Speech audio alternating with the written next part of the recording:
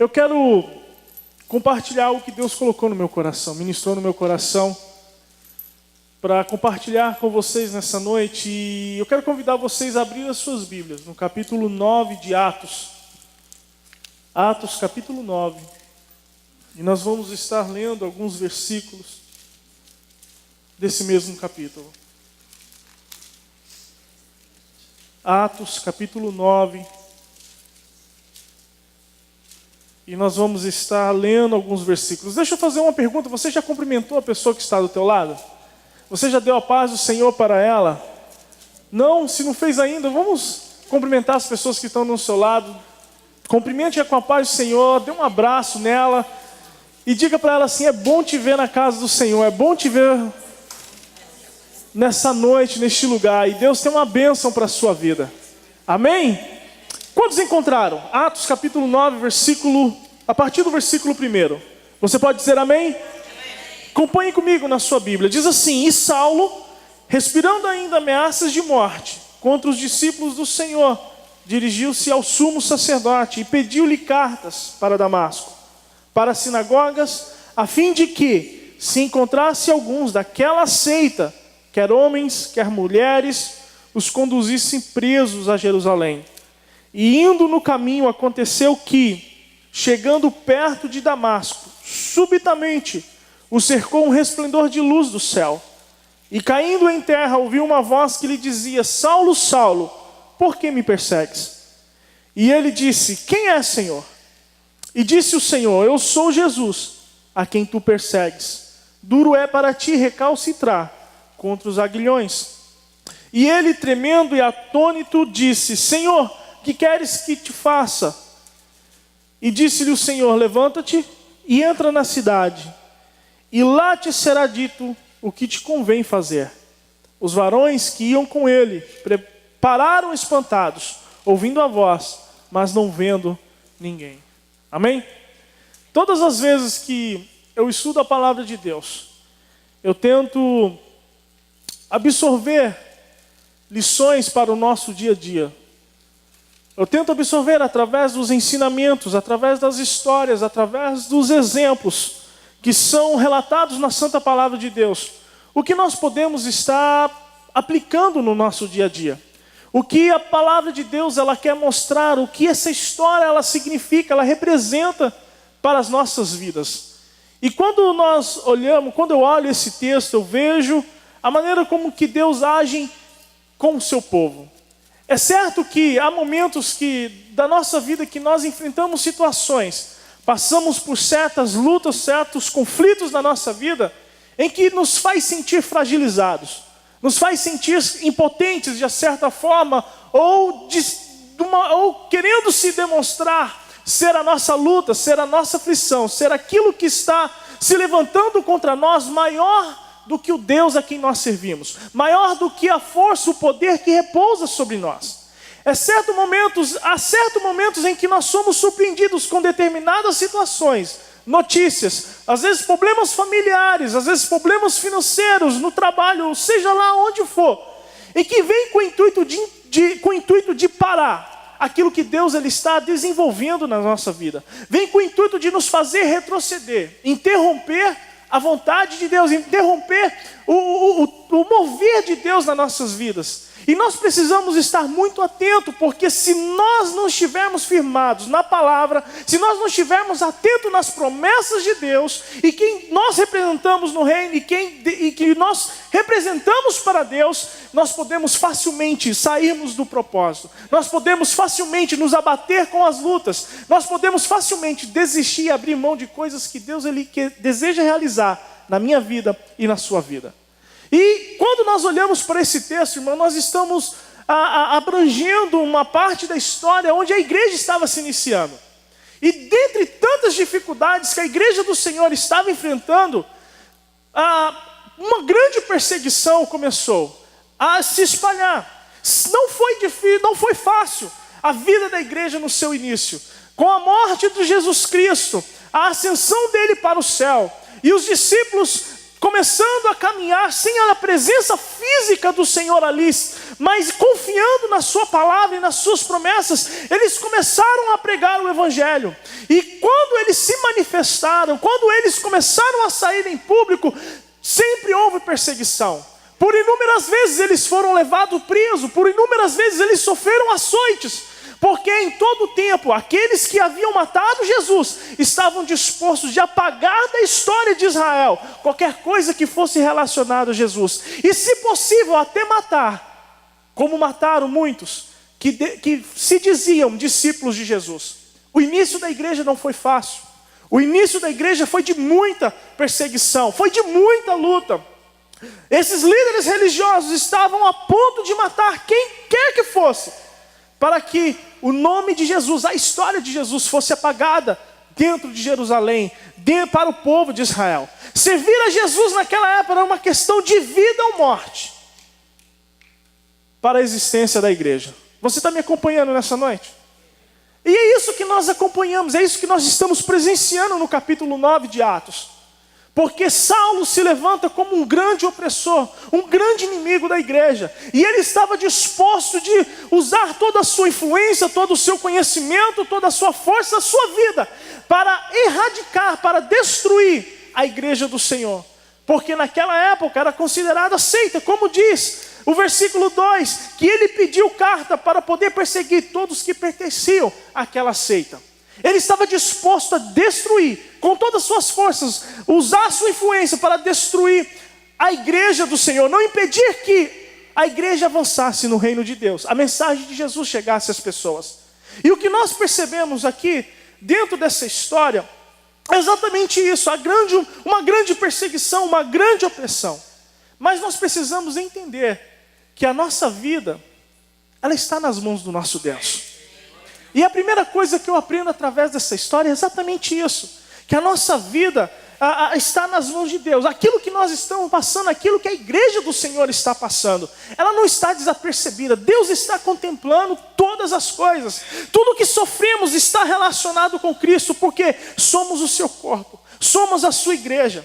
Saulo nunca perseguiu a igreja de Jesus de maneira direta ou pessoalmente, a pessoa de Jesus direta ou pessoalmente, mas ao fazer mal aos discípulos de Jesus, ele estava fazendo mal ao próprio Cristo. Preste atenção no de que maneira Jesus abrangiu Saulo. Versículo 3 diz assim, que Saulo estava a caminho de Damasco. E no versículo 4 diz assim, que versículo 3, Saulo estava a caminho de Damasco e subitamente lhe cercou um resplendor de luz, uma luz o cercou. E caindo por terra, ouviu uma voz que lhe dizia: Saulo, Saulo, por que me persegues? Versículo 5, quem é, Senhor?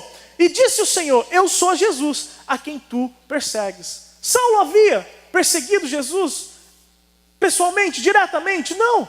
Ele estava perseguindo a igreja do Senhor. Mas porque ele estava tocando na igreja do Senhor, ele estava tocando em Jesus. Porque ele havia se levantado contra a igreja do Senhor, o povo de Deus, ele estava se levantando contra o próprio Deus. E isso significa que não há pessoa que se levante contra nós que não esteja ofendendo o nosso Deus, se levantando contra o nosso Deus. E sabe o que isso também representa? Que qualquer coisa que passa com você é do interesse com Deus. Mexeu com você, está mexendo com teu Deus. O que é importante para você é importante também para o nosso Deus. Você pode glorificar o nome do Senhor. O que é importante para Deus, o que é importante para nós, é importante para Deus. E sabe uma coisa? O texto, Jesus Cristo, ele nos deixa isso muito claro. Quando nós analisamos Mateus capítulo 25, versículo 40, Jesus falando sobre os julgamentos das nações, e ele fala que quando nós vimos ele nu e o vestimos, esteve preso e me visitastes, e ele dá o versículo 40, ele faz a segunda declaração: é verdade vos digo que quanto fizeste a um destes meus pequeninos irmãos, a mim fizeste. Tudo que se passa com você é do interesse de Deus. Não há nada que esteja passando nas nossas vidas que não seja do interesse do nosso Deus. Seja bom, seja mal, o Senhor, ele está contemplando e ele está cuidando das nossas vidas. Se aquele que faz o bem, ele vai receber do Senhor o bem pelo bem que está fazendo em favor da igreja, quanto mais aquele que se levanta para fazer o mal, receberá a repreensão do Senhor, por estar tocando nos pequeninos, nos filhos de Deus. Amém? A palavra de Deus diz em Efésios capítulo 5, versículo 30, que nós somos membros do seu corpo. Nós somos corpo de Cristo. E tudo que se passa com você é do interesse de Deus. Glórias ao nome do Senhor. Nós podemos aprender também com essa história, se nós continuarmos lendo, é que não importa quem é que se levanta contra a minha vida, contra a sua vida. Os nossos inimigos, eles são nada diante dos olhos, diante do nosso Deus, diante do poder do nosso Deus. E o texto revela a fragilidade desse grande inimigo. Saulo não era um inimigo qualquer, Saulo era um grande opressor, ele era uma grande ameaça contra a igreja. Mas num só encontro, a glória de Deus, a glória de Jesus desbaratou todo o poder, toda a raiva, toda a fúria que esse homem possuía contra a igreja do Senhor. Num só manifestar da glória de Deus, o terror da igreja havia sido quebrantado. Porque quando nós lemos do versículo 6 ao versículo 9 em diante, nós começamos a ver que aquele homem que era uma grande ameaça, aquele homem que trazia calafrios aos cristãos daquela época, se tornou um nada diante da manifestação da presença de Jesus. Porque nós vimos que quando a luz, o resplendor de luz apareceu, a manifestação da glória de Jesus se manifestou, apareceu diante de Saulo, ele caiu por terra, totalmente fragilizado. E o versículo 6 continua dizendo que ele, tremendo e atônito, disse: Senhor, que queres que faça? Ele já estava totalmente rendido. Aquele que estava disposto a destruir a igreja do Senhor, já estava totalmente rendido, sem Jesus Cristo ter feito absolutamente nada, simplesmente manifestado a sua presença. Irmãos, e sabe o que isso significa? Não importa o tamanho do problema, basta uma manifestação da glória de Deus, e tudo será mudado. Eu não sei qual a dimensão, você talvez pode medir a largura, a dimensão, a grandeza daquilo que pode estar te assolando, sim, pode trazer algum sofrimento, sim, mas basta só uma manifestação da glória de Deus, e tudo será mudado, e não haverá quem poderá resistir diante da presença do nosso Deus, diante da glória do nosso Senhor Jesus Cristo. E nós vemos exatamente isso, ele tremendo e atônito, disse: Senhor, que queres que te faça? E o Senhor lhe disse: levanta-te e entra na cidade, e lá te será dito o que convém fazer. E é exatamente isso, irmãos. O texto de Isaías, capítulo 45, versículo 9, diz o seguinte: ainda aquele que contende com seu Criador, o caco entre outros cacos de barro, porventura dirá a barra ao que formou: que fazes? Ou a tua obra, não tens mãos? Versículo 22 desse mesmo capítulo diz assim: olhai para mim e sereis salvos, vós todos os termos da terra, porque eu sou Deus e não há outro. Sabe uma coisa que você jamais pode esquecer? De que Deus é Deus e homem é homem. E tudo aquilo que passa na nossa atmosfera, no nosso redor, é simplesmente coisa de barro, é aflição humana, é luta, perseguição, são coisas de homens. E essas coisas de homens continuam sendo nada diante do Deus que é soberano e tem todo o poder. Nós podemos sim enfrentar lutas, mas nós precisamos saber que o Deus a quem servimos, Ele é soberano e tem todo o poder. Os conflitos e desafios que enfrentamos nos nossos dias a dia são simplesmente coisas de barro. Deus está no controle. Vira para a pessoa que está do teu lado e diz, olha nos olhos dela e diz assim: Deus está no controle. Deus está no controle. Deus, Ele está no controle. E Saulo, ele entendeu isso posteriormente. Paulo, quando escreveu a sua carta, a 2 Coríntios, no capítulo 4, ele falando das aflições que ele estava sofrendo em prol do Evangelho, ele declara, a partir do versículo 6, 2 Coríntios, capítulo 4, se você puder abrir a sua Bíblia comigo, diz assim, a partir do versículo 7, 2 Coríntios 4, versículo 7, temos, porém, esse tesouro em vasos de barro. Ele falando da glória, ele falando das bênçãos, ele falando da manifestação e de todas as maravilhas que Deus havia realizado estava realizando através da sua vida. E ele diz: temos esse tesouro em vasos de barro, para que a excelência do poder seja de Deus e não de nós. E versículo 8 ele diz: em tudo somos atribulados, mas não angustiados, perplexos, mas não desanimados, perseguidos, mas não desamparados, abatidos, mas não destruídos, trazendo sempre por toda parte a mortificação do Senhor Jesus no nosso corpo, para que a vida de Jesus se manifeste também em nossos corpos.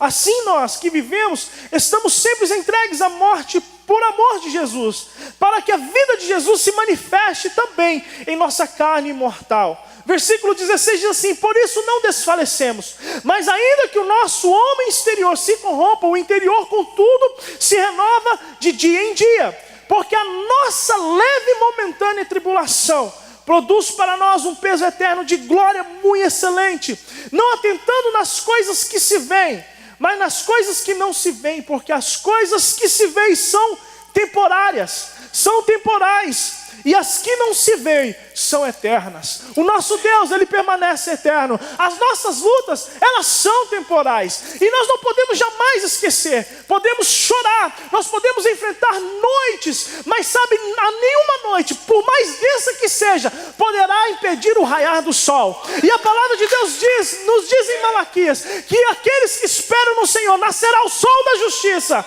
Ou seja, não há noite, não há lágrima que seja mais forte do que a promessa de Deus sobre a minha vida, sobre a sua vida. Você pode dar um glória a Deus?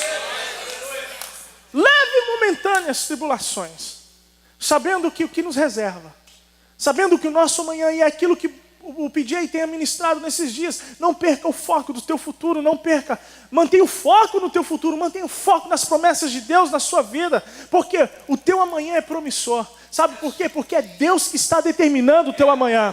Pode se levantar inimigos, mas nada pode, se você manter o teu foco naquilo que Deus está estabelecendo através da sua palavra, nada poderá roubar o teu futuro de glória. Você pode glorificar o nome do Senhor? Jamais se esqueça que você serve um Deus poderoso. A sua palavra é poderosa. O sangue de Jesus tem todo o poder. E o nome de Jesus é o nome acima de todo nome. Aleluia, glórias ao nome do Senhor. Outra coisa que nós podemos aprender nesse texto de Atos capítulo 9. A diferença. Como eu e você, nós lidamos com os nossos problemas. Nós lidamos com as nossas dificuldades. Quando nós lemos o texto, nós começamos a aprender a diferença a diferença que há a visão de Deus e a nossa visão humana limitada. Porque quando nós vemos Ananias entrando na história e Deus o chamando para que fosse de encontro a Saulo, para poder orar por ele, para que a sua cegueira fosse desfeita, seus olhos fossem abertos, Ananias teve medo. Ananias ficou assustado, por quê? Por causa da fama de Saulo, por causa daquilo que ele representava, a ameaça que ele representava. E olha qual foi o diálogo entre Deus e Saulo, Deus e Ananias. Versículo 10 em diante diz assim: e havia em Damasco um certo discípulo chamado Ananias, e disse o Senhor em visão: Ananias. E ele respondeu: eis-me aqui, Senhor.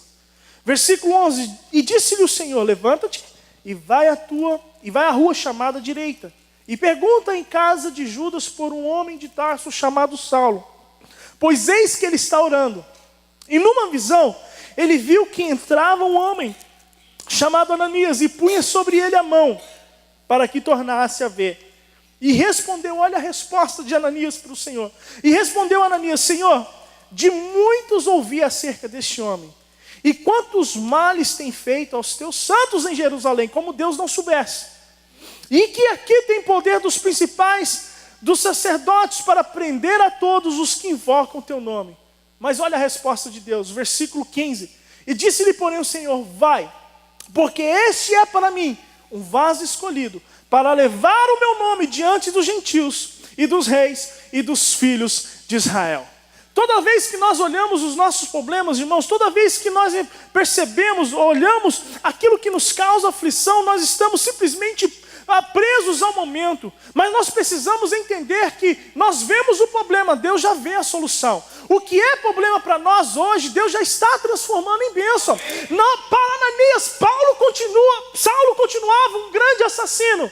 Saulo era um perigo, mas Deus já o via como vaso escolhido. Deus já contemplava o seu futuro. Deus já via sua obra estabelecida, sua obra concretizada na vida de Saulo. Deus já via o propósito na vida de Saulo manifesto. Então nós precisamos exatamente isso. Nós muitas vezes estamos presos achando que estamos vivendo um pesadelo, que não acordamos muito desse pesadelo. E Deus, Ele quer que você troque a sua visão humana limitada pela visão de Deus. Aquilo que ainda te traz alguma aflição, para você entender que Deus já está manifestando a sua glória e transformando o seu pesadelo em uma grande bênção, transformando o seu pesadelo em um grande milagre, porque Ele é Deus, porque Ele é Deus, porque Ele é Deus. Ananias não havia percebido que o mal chamado Saulo já havia se transformado em uma bênção. E isso mostra, irmãos, a concepção diferente que nós temos de Deus. Porque quando nós encontramos um problema, na nossa concepção, a melhor maneira de resolver um problema é eliminar o problema. Mas sabe como o nosso Deus age? Quando Ele vê um problema, Ele não elimina o problema, mas Ele transforma o problema em uma bênção. Seria tão fácil para Deus matar Saulo. Era simplesmente fechar o oxigênio. O que é Saulo diante de Deus? Mas Deus Ele não está interessado em eliminar ninguém. Deus não está interessado na destruição de ninguém. Mas Deus está interessado sim na transformação das pessoas. Deus está interessado sim em trazer transformação. E isso que nós precisamos entender.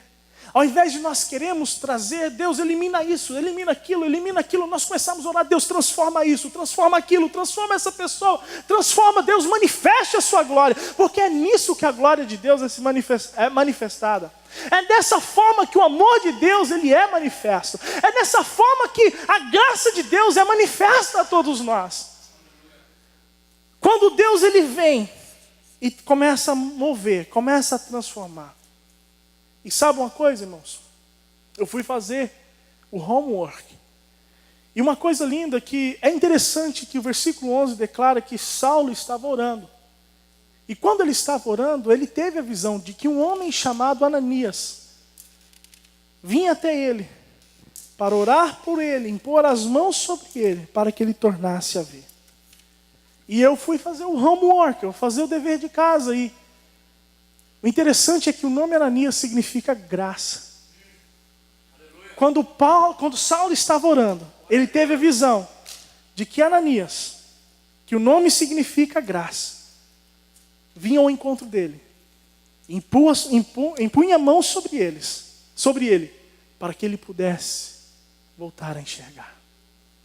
E o que seria de nós se não fosse a graça de Deus? Nós precisamos entender que tudo muda quando a graça de Deus ela se manifesta. Tudo se transforma quando a graça de Deus se manifesta. E o que nós vemos no versículo 22, aliás, no versículo 17, é exatamente isso, que Ananias foi e entrou na casa, e impondo-lhe as mãos, disse: irmão Saulo, o Senhor Jesus que te apareceu no caminho, por onde vinhas, me enviou, para que tornes ver e seja cheio do Espírito Santo. Esse é o poder do nosso Deus, esse é o nosso Senhor, irmãos. Que quando a graça ela entra em nós, não vem simplesmente trazendo restauração, não vem simplesmente curando toda a cegueira, mas também trazendo também a presença do Espírito Santo para determinar, para mostrar, para confirmar as promessas de Deus nas nossas vidas. Esse é o nosso Deus. Era tão fácil eliminar Saulo, mas Deus está interessado em transformar Saulo. Deus está interessado em fazer de Saulo um grande defensor da igreja, do evangelho, ao qual ele perseguiu, para mostrar que não existe limites do poder de Deus, para que não existe pessoa a qual Deus não pode transformar, para que nós venhamos aprender que não existe situação ao qual o nosso Deus, com todo o seu poder, com toda a sua graça, Ele não possa estar transformando. Situações, pesadelos, momentos desafiadores onde o nosso Deus vem com toda a sua graça, todo o seu amor e manifesta o seu poder. E eu quero encerrar contando uma outra história, onde Deus manifesta toda a sua glória. Quando nós lemos o texto lá de 2 Reis, se você puder abrir a sua Bíblia, 2 Reis capítulo 8, versículo 1 em diante, fala a história de uma mulher que é simplesmente conhecida pela sua origem. E ela é conhecida como uma sunamita. A história não diz o seu nome. E o texto fala que o profeta Eliseu vem até esta mulher e com a seguinte ordenança: junte a sua família e vai para uma peregrinar em uma outra terra, porque haverá 7 anos de fome. Irmão, isso não é notícia boa. Por mais, é uma notícia boa, mas também não é boa. A notícia boa é que Deus está trazendo, através do profeta, está trazendo uma orientação de livramento para aquela mulher. A notícia ruim é que ela vai ter que deixar todas as suas coisas, abandonar todas as suas coisas, sua terra, sua casa, para ir peregrinar não sei lá onde. Ela teria que ainda escolher um lugar. O versículo diz assim, versículo 1, levanta-te e vai tu e a tua família e peregrina onde puderes peregrinar, porque o Senhor chamou fome, o qual também virá à terra por 7 anos. E o versículo 2 diz que ela se levantou e fez conforme a palavra do homem de Deus, porque ela foi com a sua família e peregrinou na terra dos filisteus por 7 anos. Tanto lugar para ela peregrinar, ela foi peregrinar na terra dos filisteus, terra dos inimigos. Filisteus foi um dos piores inimigos que Israel teve em toda a sua história.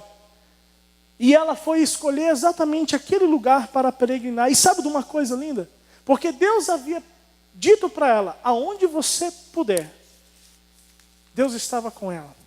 Deus ali trouxe livramento. E Deus mostrou que foi com ela. Porque ela habitou 7 anos na terra do inimigo.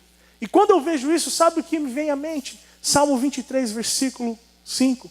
Prepara uma mesa perante mim, na presença dos meus inimigos. Irmão, território, inimigo, coisa, sei lá o que possa se levantar contra nós. Quando Deus ele libera uma palavra ao nosso favor, irmãos, essa palavra tem o poder para trazer à existência tudo aquilo que Deus está ordenando através dessa palavra. E pode ser no terra do inimigo, Deus está ali com você e irá te sustentar para mostrar para você que Ele é contigo. E nós vemos exatamente isso. Essa mulher ela sai e passando 7 anos ela retorna à sua terra para requerer as suas possessões, a sua casa, as suas terras. E ela vai diante do rei para requerer aquilo que era seu. E quando ela chega diante do rei, estava Geazi, moço do profeta, servo do profeta Eliseu, relatando as maravilhas que Deus havia feito através de Eliseu. E Geazi estava exatamente contando a história dessa mulher, como Deus havia, através de Eliseu, ressuscitado o filho dela. E quando ela entra diante da presença do rei, Geazi disse, está aí, a mulher a quem eu estava contando para ti. E o seu filho, ao qual Eliseu vivificou. E quando o rei se aproximou a essa mulher e perguntou se exatamente era verdade aquilo que Geazi estava falando, e ela relatou a história para Geazi, para o rei lhe deu a seguinte ordem: olha, manda restituir todas as terras dessa mulher. Versículo 6 diz assim, faz ele restituir tudo quanto era seu, e todas as rendas da tua terra, desde o dia em que ela deixou até agora. Olha que coisa maravilhosa, irmãos. Olha que coisa grandiosa que o nosso Deus faz. Ela, nesses 7 anos, ela foi sustentada por Deus em terra estranha. E quando voltou, tudo aquilo que foi produzido, desde o dia que ela saiu até o momento em que ela estava chegando, ela estava recebendo de volta, sem ter trabalhado, sem ter lançado uma semente nenhuma. Mas sabe por quê? Porque ela tinha aliança com Deus e ela tinha obedecido a palavra de Deus. Deus estava restituindo todas as coisas. Parecia momento, olha, estou saindo, fugindo da fome. Parece perda, mas aquilo que nós confiamos, né, quando nós confiamos na proposta de Deus, na palavra de Deus para nós, e movemos confiando na palavra de Deus, nós nunca perdemos. Deus cuida de nós. Você não precisa estar com seus olhos 24 horas ali, vigiando para ter segurança naquilo que é teu. Não, não, não. Nós servimos um Deus que zela por cada um de nós. E como eu disse no início, aquilo que é importante para você, é importante para o teu Deus. Aquilo que está relacionado com a sua vida, está relacionado com o teu Deus. E o inimigo, nem a fome, irá destruir aquilo que Deus colocou à tua mão, aquilo que está abençoado pelo teu Deus. Você pode glorificar o nome do Senhor. Momentos em que parece um grande pesadelo, mas nós precisamos sempre ter os nossos olhos firmes na palavra, sabendo que possamos enfrentar, viver um pesadelo, mas nosso Deus, Ele vai transformar esse pesadelo em um grande milagre, em uma grande bênção. Sabe por quê? Porque não existe nada, absolutamente nada maior do que o nosso Deus. Saulo era uma ameaça, até que a graça de Deus, até que a glória de Deus o encontrou no caminho, e ele já saiu daquele lugar, sendo uma pessoa totalmente transformada. Quando Ananias repousou ali a mão sobre ele, impôs a mão, ali também o Espírito Santo veio aniquilando toda a cegueira, toda a ignorância, toda a raiva, todo o ódio, e derramando o amor de Deus sobre o coração de Saulo. Irmão, nós precisamos ter essa convicção no nosso coração, que não importa o que venhamos enfrentar, Deus tem sempre a última palavra. Deus tem sempre a última palavra. Deus tem sempre a última palavra. Romanos capítulo 8, versículo 28 diz assim: pois sabemos que todas as coisas trabalham juntas para o bem daqueles que amam a Deus, daqueles que Ele chamou de acordo com o seu propósito. O inimigo pode tentar de um lado, pode tentar do outro, mas a última palavra vem de Deus. Vem de Deus. E ninguém pode apagar, ninguém pode desfazer as promessas que Deus Ele tem feito sobre a sua igreja. Pode todo o inferno se levantar, mas a palavra de Deus declara que as portas do inferno, elas não prevalecerão. As portas do inferno não poderão reter o poder e a glória da igreja. As portas do inferno não poderão suster o avanço da igreja. E essa igreja sou eu e você, meu irmão. Você pode se colocar de pé nesse momento? Será que nós podemos glorificar o nosso Deus? Será que você pode glorificar o nosso Deus? Será que você pode? Eu não sei se você está passando por alguma situação que aos teus olhos pode ser um pesadelo, mas eu quero que nessa noite você tire os olhos daquilo que possa te afligir e coloque os seus olhos no Senhor, porque maior é aquele que está em nós do que aquele que está no mundo. Maior é aquele que é por você do que aquele que se levanta contra você. Feche os nossos olhos. Será que nós podemos glorificar o nosso Deus por um instante? Será que nós podemos exaltar esse Deus? Será que nós podemos, não importa a luta que se levanta, tentando impedir, tentando atrapalhar, tentando